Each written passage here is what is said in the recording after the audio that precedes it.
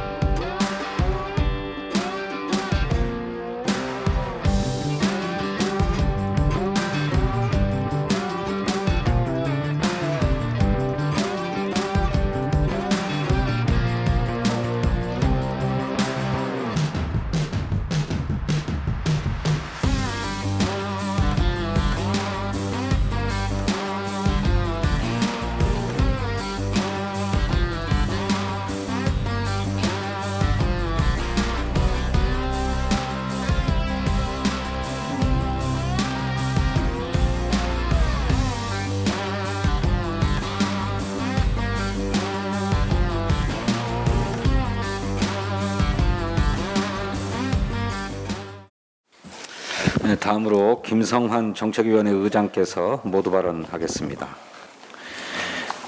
윤석열 당선인의 취임이 멀지 않았습니다. 그런데 국민 모두가 축하해야 될 시기에 걱정과 한숨이 늘고 있습니다. 윤석열 당선인은 청와대 개방 후 시민 불편을 초래할 수 없어서 불가피하게 신라호텔에서 취임식 만찬을 연다고 합니다. 어불성설도 유분수입니다. 청와대를 개방하더라도 청와대 구조상 얼마든지 영빈관을 독립적으로 사용할 수 있다는 사실은 알만한 사람들은 다 압니다. 그런데 역대 최대 취임식 비용과는 별도로 고급 호텔을 빌리고 수백 대의 의전 차량을 대여하는 등 수억 원의 예산을 추가로 사용할 예정이라고 합니다. 윤석열 당선인님, 러시아 우크라이나 전쟁으로 서민 물가가 치솟고 있는데 국민 혈세를 이렇게 낭비해도 되는 것인지, 지금에라도 영빈관 사용으로 국민 혈세를 절약할 생각은 없는지 묻고 싶습니다. 대통령 관저가 외교부 장관 공간으로 갑자기 바뀐 것도 국민들은 납득하지 못합니다. 인수위는 공약에도 없던 대통령 직무실을 용산 국방부 청사로 변경하면서 일찌감치 관저는 한남동 육군 참모총장 공간을 사용하겠다고 했습니다. 육참 공간 리모델링비 25억 원도 예비비에 공식 반영했습니다. 그런데 김건희 씨가 외교부 장관 공간을 둘러보더니 갑자기 관저의 위치가 바뀌게 된 것입니다. 대통령 관저는 개인집 이사와는 다른 문제입니다.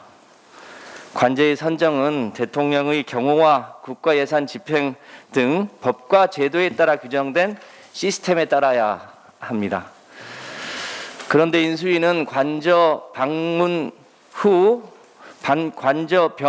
방문했다고 하지만 김건희 씨 방문 후에 관저 위치가 바뀌게 된 의혹은 여러 군데에서 그 정황이 확인되고 있습니다.